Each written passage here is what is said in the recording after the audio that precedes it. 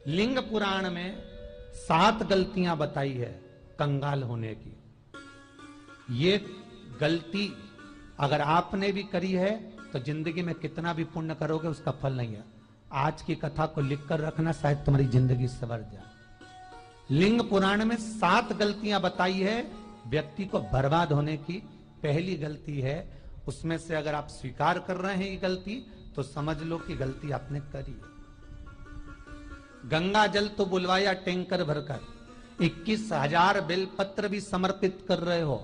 आप मंदिर के अंदर बैठ गए, दर्शन करने वाला आता रहा, किसी को अंदर प्रवेश नहीं दिया। आप गंगा जल चढ़ाते रहे, आप बेलपत्र चढ़ाते रहे, आप स्वयं पूजन करते रहे, और दूसरा व्यक्ति ना जाने किस भाव से, किस रूप में आकर भगवान की सेवा करना चाहता था।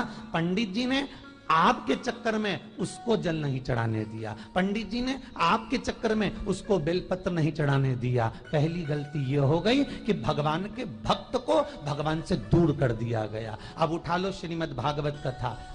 2 देवताओं ने गलती करी थी। एक ब्रह्मा जी ने गलती करी थी कि गाय बछड़ों का हरण कर लिया था। 1 वर्ष होने में 1 दिन था तब ब्रह्मा जी ने गाय बछड़े वापस दिए थे। दूसरी गलती इंद्र ने करी थी, जल वृष्टि करी तब भगवान कृष्ण को गोवर्धन पर्वत उठाना पड़ा। दोनों देवताओं ने गलती करी, पर भगवान कृष्ण ने इंद्र को क्षमा कर दिया पर ब्रह्मा को क्षमा नहीं करा। क्यों नहीं करा? क्योंकि इंद्र को क्षमा इसलिए करा क्योंकि इंद्र ने जब जलवृष्टि करी तो सारे ब्रजवासियों को भगवान के चरणों में लाकर छोड़ दिया। सारे ब्रजवासी गोवर्धन पर्वत के नीचे आकर बैठ गए, भगवान के चरणों में आ गए। और ब्रह्मा ने जो गलती करी वो ऐसी गलती करी कि भगवान से गाय और बछड़ों को दूर कर दिया। जो भगवान से भगत को दूर कर दे उसको शंकर कभी क्षमा नहीं कर सकता। इसलिए बर्बादी का पहला कारण आप भक्त और भगवान में दूरी बना दी।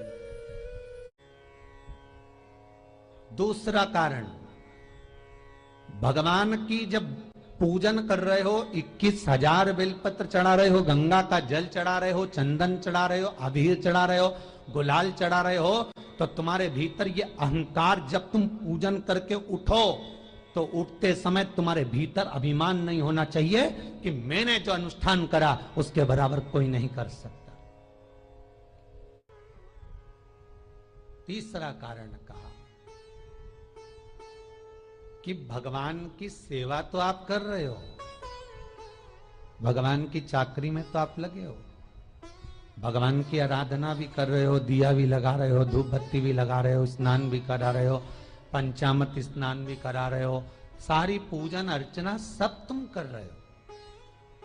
पर हो सकता है इस पूजन अर्चना में आप केवल 3 घंटा पूजन करते हो और बाकी के समय किसी न किसी की जीवात्मा को दुख पहुंचा रहे हो। एक कथा में एक बात कही थी कि भले मंदिर में दिया मत लगाओ, भले मंदिर में जाकर धूप बत्ती मत जलाओ, भले मंदिर में जाकर भोग मत लगाओ, भले मंदिर में जाकर जल मत चढ़ाओ, कुछ मत करो, भले भगवान को नए कपड़े मत पहनाओ, भले तुम्हारी मर्जी पड़े भगवान को भोग मत लगाओ, पर शास्त्र कहता है कुछ मत करो, पर एक काम जरूर करना कि किसी के चेहरे पर प्रसन्नता ला देना तो मंदिर में दिया जलाने के बराबर होगा। किसी के चेहरे पर चमक ला देना, प्रसन्नता ला देना तो अगरबत्ती लगाने के बराबर होगा। किसी गरीबड़े के, किसी दुखी के चेहरे पर अगर तुमने प्रसन्नता ला दी तो वो भगवान को कपड़े पहनाने के बराबर होगा। मालूम पड़े तुम मंदिर में पूरी सब्जी बांटो, मंदिर में भोजन कराओ, मंदिर में सारा पकवान चढ़ाओ, और कोई तुम्हारे कारण अगर दुखी है तो तुम्हें वो सुख का भान नहीं हो सकता। तीसरा कारण है हमारा, वो सुख नहीं पी सकता। चौथा कारण है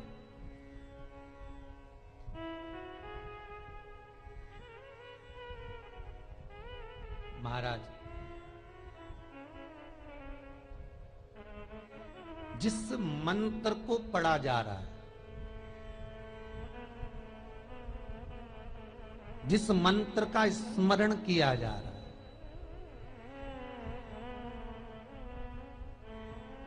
जिस भगवान की माला को हम जप रहे हैं, हम पाठ कर रहे हैं, उसमें त्रुटि उठा लीजिए। दुर्गा सप्तशती, दुर्गा सप्तशती का हिंदी अनुवाद में एक थोड़ा सा दृष्टांत दिया है, आपको मालूम होगा।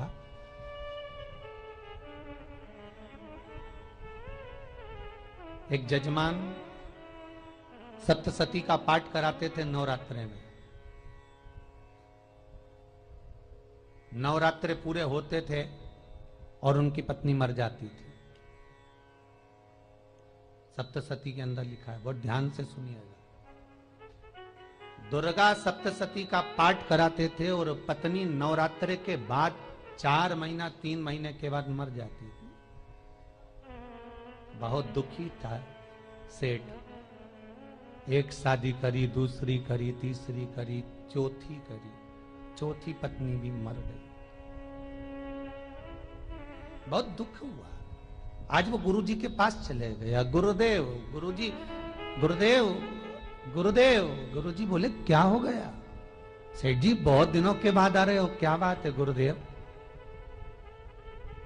मेरे को एक बात समझ में नहीं आती कि मैं नवरात्रे में सप्तशती का पाठ कराता हूं, देवी जी का यज्ञ करवाता हूं, माता रानी को चूनर पहनाता हूं, उनको सुंदर बिछुड़ी, पायल, चुनड़ी सब पहनाता हूं, कन्याओं का भोजन करवाता हूं, भंडारा करवाता हूं, जवारे बोता हूं, अखंड ज्योत लगाता हूं, पर नवरात्रि जैसी पूरी होती है उसके 2 महीने 3 महीने बाद मेरी पत्नी क्यों मर जाती है? 4 पत्नियां मेरी मर चुकी हैं, 5वीं मैंने शादी करी है। गुरुदेव आप कृपा करिएगा, कुछ तो बता दीजिए, कुछ करुणा कर दीजिए। गुरुजी बोले जब तू सब कुछ अच्छा कर रहा है, जोत भी जला रहा है, कन्या भोज भी करा रहा है, चुनड़ी भी चढ़ा रहा है, भंडारा भी कर रहा है, जोत भी लगा रहा है, जवारे भी बो रहा है, माता रानी की सेवा भी कर रहा है, अखंड रात्रि व्रत कर रहा है, सब कुछ तूने करा, यज्ञ भी करा, फिर तेरी पत्नी क्यों मर सकती है? ऐसा हो ही नहीं सकता। नहीं गुरुदेव, मेरी 5वीं शादी है गुरुदेव, अब की बार आप कृपा करिए। गुरुजी ने कहा तेरे पंडित जी को अनुष्ठान पर बुला, मैं कमरे में बैठकर सुनूंगा सप्तशती का पाठ, तब मैं ध्यान करूंगा।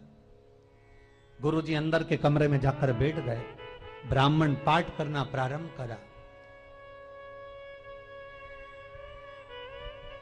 और ब्राह्मण ने पाठ करना प्रारंभ करा। उसमें एक शब्द आ गया, भार्यंतु भक्षन्तु, भार्यंतु भक्षन्तु। उसमें बोलना था भय पीड़ा को, हे जगत जननी तू भक्षण कर जा, पर ब्राह्मण बोलता था भार्या तू भक्षन्तु, मेरी पत्नी को, मेरी भार्या को तू भक्षण कर दे। पंडित जी जैसे ही बोले गुरुजी बाहर निकल कर आ गए।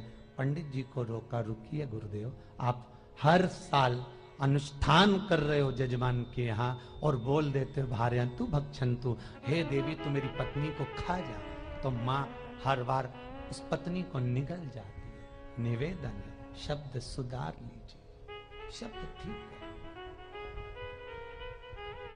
चौथा कारण है कि आप जो पाठ कर रहे हो, आप जो पूजन कर रहे हो, आप जो अनुष्ठान कर रहे हो, उसमें कुछ ना कुछ गलती जरूर हो रही है। ये चौथा कारण है।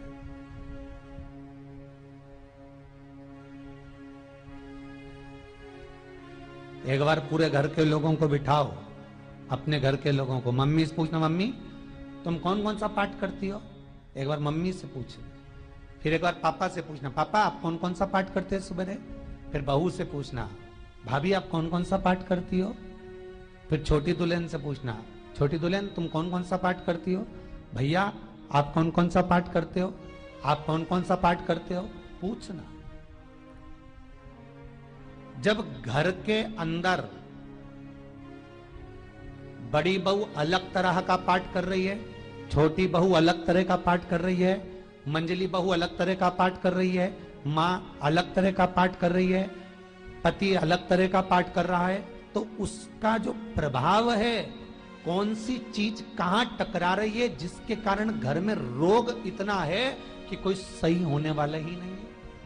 अब तुम कहो कि सीवर वाले गुरुजी ने उपाय बताया, हमने बहुत करा, पर सही क्यों? तो सही क्यों नहीं हो रहा है? उसका कारण है या तो बड़ी बहू जो पाठ कर रही, या सास जो पाठ कर रही, या पति जो पाठ कर रहा है, नाते जो भी उस घर के अंदर रहकर जो पाठ अर्चना कर रहा है, उसमें जरूर कुछ ना कुछ ऐसा हो रहा है जिसके कारण वो काम नहीं कर पा रहे।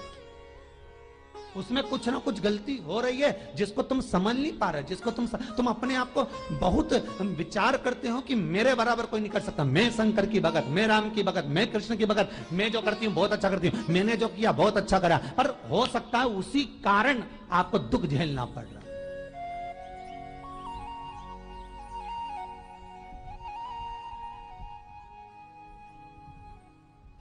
उसी के कारण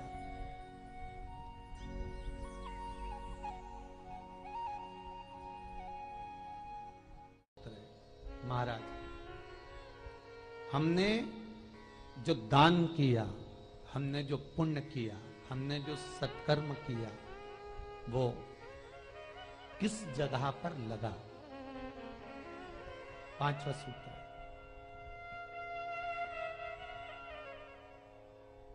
जो आप दान कर रहे हो,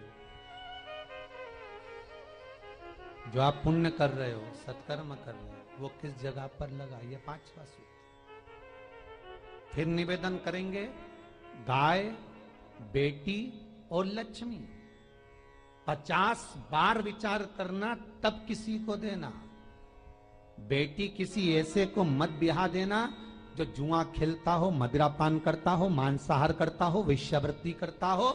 वो बेटी का सम्मान नहीं करेगा। बेटी रोएगी तो कन्यादान करने वाले को रोना पड़ेगा।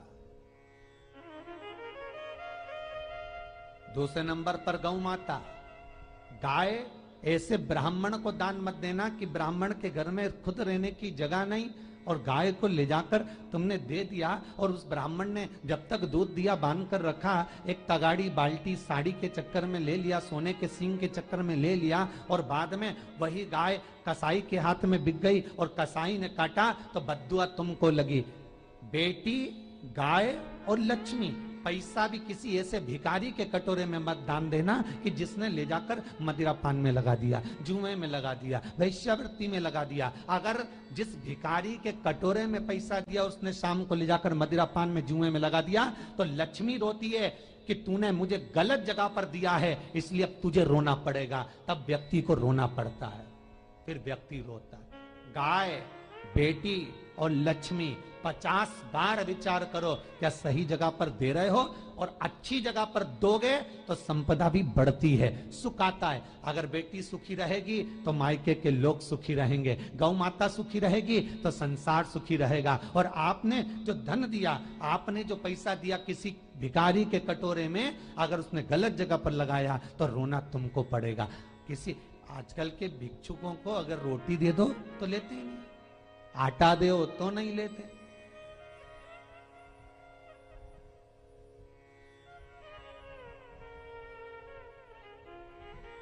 पहले के समय में जो भिक्षुक आते थे ना, तो रोटी बनी हुई मांगते थे। बूढ़ी बूढ़ी माताएं जानती होंगी, चिमटा बजाकर, घुंघरू बजाकर कहते थे भोजन, तो 2 रोटी निकाल कर दे दी जाती थी घर से। लो बाबा, तो माता इतना प्रेम रखती थी, केवल रोटी नहीं देती थी, बाबा बैठो हम सब्जी लाकर देते। इतना प्रेम था बुजुर्ग माताओं का, बैठो। और आज के जमाने में अगर रोटी दे दो तो फेंक दे नली में ले जाके, पैसा चाहिए। क्यों? शाम को पीने के लिए चाहिए ना, मदिरा पान के लिए, मांसाहार के लिए, जुए के लिए, वेश्यावृत्ति के लिए धन चाहिए।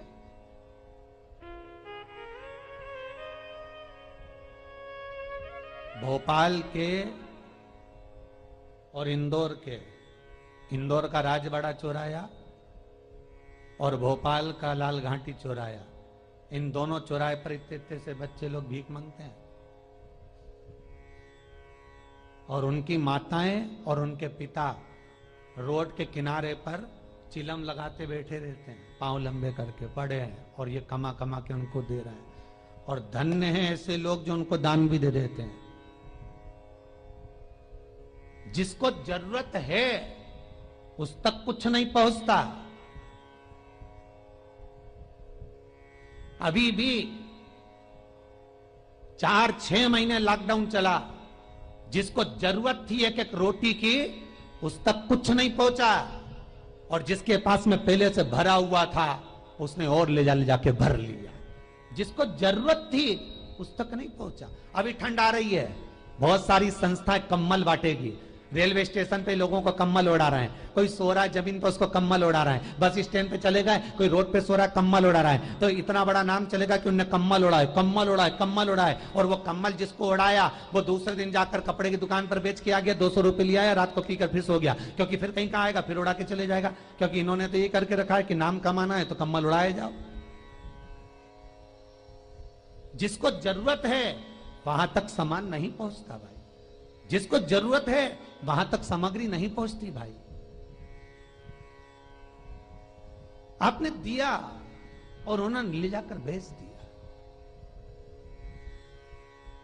और फिर सोचते हो कि मैंने तो पुण्य करा है। कई लोग कहते हैं मैंने दान करा, मेरे को इतना फल मिलेगा। काहे का दान करा? ऊपर तो जा, यमराज के डंडे पड़ेंगे।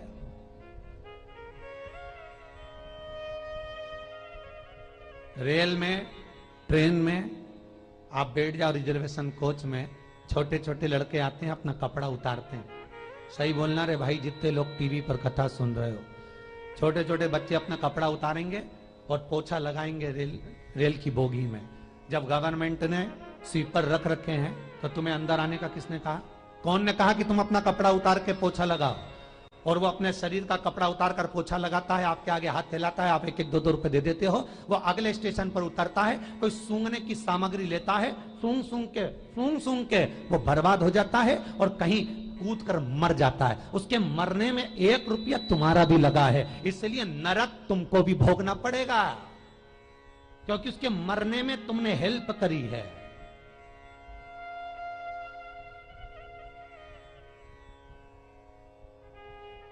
तुमने तो रुपया दिया था भोजन करने के लिए, उसने कोई सूंघने की सामग्री ले ली और सूंघ सूंघ के नशे में मर गया।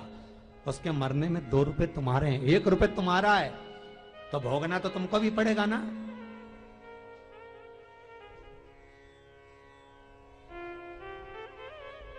कई अच्छी जगह लगाओ, सत्कर्म की ओर लगाओ, तो सुख का आनंद कुछ और ही होगा,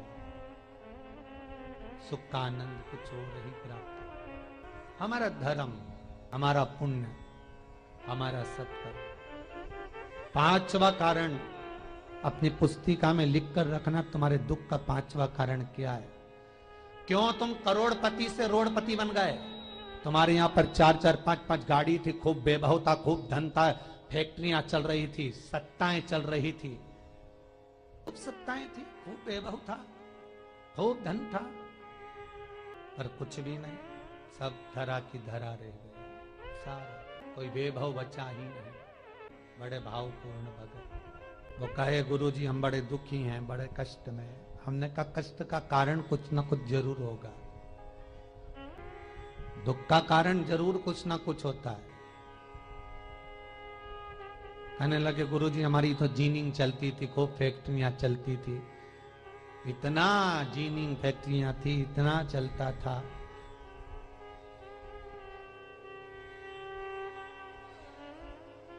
इतनी जीनिंग चलती थी, इतनी फैक्ट्रियां चलती थी, गुरुदेव बहुत दुखी हो गए। हमने कहा दुख का कारण, जो ये 7 कारण है शिव महापुराण के, लिंग पुराण में जो 7 कारण बताए हैं दुख आने के, जब फैक्ट्रियां अच्छी चल रही, जीनिंग अच्छी चल रही, व्यापार अच्छा चल रहा है, तो 7 कारण बताए हैं कि आप उन 7 कारण में से कोई कारण आपके साथ में हुआ है जिसके कारण आप रोड पर आ गए, करोड़पति से रोडपति बन गए। कभी कभी नगर में, गांव में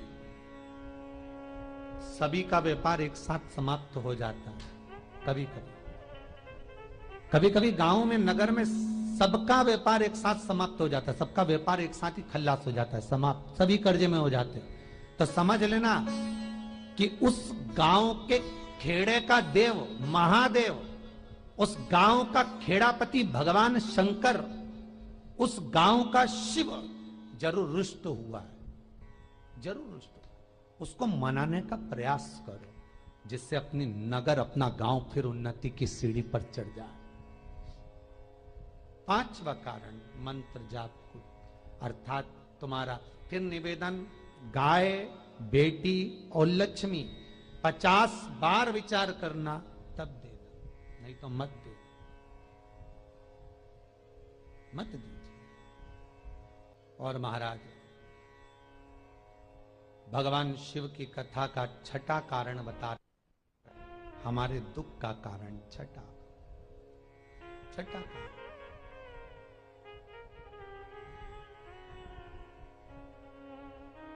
आदर सम्मान में कमी।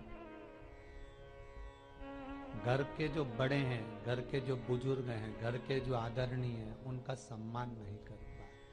सुंदर कहा, जिस घर में माँ बाप की इज्जत नहीं होती, उस घर में देखना कभी बरकत नहीं होती। छठा कारण है सम्मान, सत्कार, आदर ना हो। जब धन। सातवां कारण,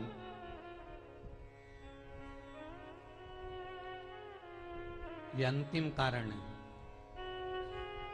जितने लोग कर्जे में, लदालू में, जितने लोग दुखी हैं, जितने लोग तकलीफ में, आज की कथा को बहुत दिल से सुनना, अपनी गलती को जरूर छांटना। मुझे विश्वास है मेरा भोलेनाथ, आप अगर गलती को स्वीकार कर लोगे तो शंकर वापिस आपको करोड़पति बना देगा, लखपति बना देगा। शंकर आपके भंडार फिर भर देगा। 7 कारण में से अपनी गलती को जरूर छांटना। साहब की आपने गलती कौन सी करी, और अपनी गलती को छांट ले, यही सबसे बड़ी बात है ना। लोग सुनने के बाद भी नहीं छाटेंगे। नहीं, मैंने तो कुछ करा ही नहीं, मैं तो कुछ कर ही नहीं, बस मैं ही तो है। हरी जगदम्बा, वो मैं ही फंसा है बीच में।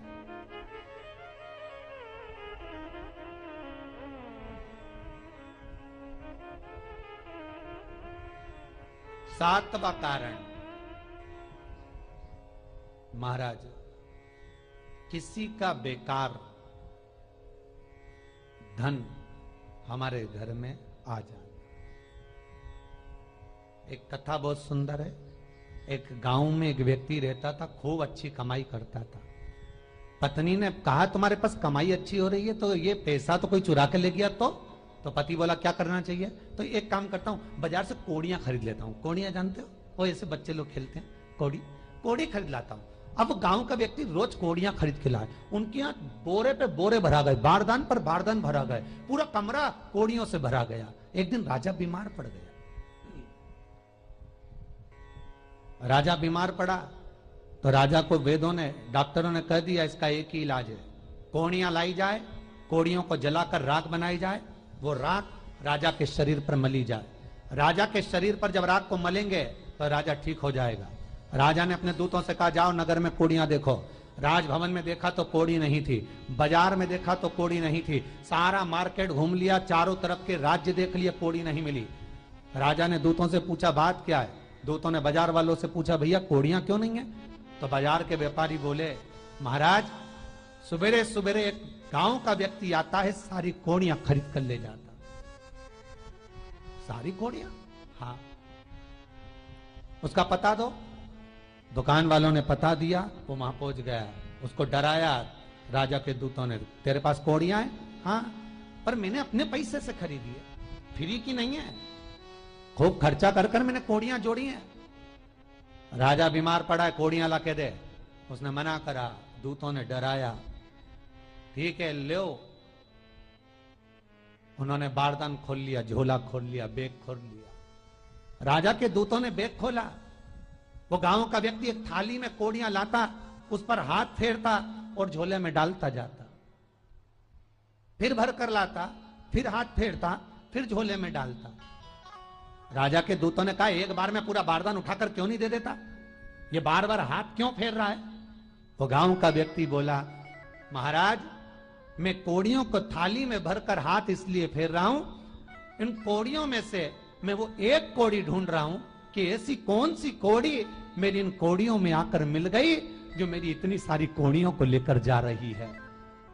बस वो चरित्र याद करना कि एक कोड़ी हमारे घर में कोई ऐसी आ जाती है जो सारी रखी हुई कोड़ी को लेकर चली जाती है। और जिंदगी में, घर में धर्म की, पुण्य की, सत्कर्म की एक कोड़ी ऐसी आ जाती है जो शिव महापुराण की कथा करवा देती है। वो कोड़ी को ढूंढना कि वो कोड़ी कौन सी है। जो अच्छा काम करवा रही है अच्छी कोड़ी आई होगी, सत्कर्म करवा रही है अच्छी कोड़ी आई होगी। और मालूम पड़े एक कोड़ी ऐसी आ गई जो डॉक्टरों में भरवा रही है, सारा की सारा धन मेडिकलों में लगवा रही है, पुलिस में लगवा रही है, कहीं गलत जगह पर लगवा रही है, कहीं एक्सीडेंट में लगवा रही है। जो कोड़ी गलत जगह पर धन को लेकर जा रही है, समझ लेना कि वो कोड़ी बेकार आ गई जो सारा का सारा बर्बाद करने में लगी हुई है। उस कोड़ी को पहचानो कि वो कोड़ी कौन सी है। सातवां कारण शिव महापुराण का, लिंग पुराण का लिख कर रखना कि एक कोड़ी ढूंढना कि वो कोड़ी कौन सी घर में आ गई जो हमें बर्बाद कर कर चली गई है। तो कोड़ी को ढूंढिए, वो रुपये को ढूंढिए, वो 1 रुपया कौन सा आ गया, वो धन कौन सा आ गया जो हमें बर्बाद कर गया।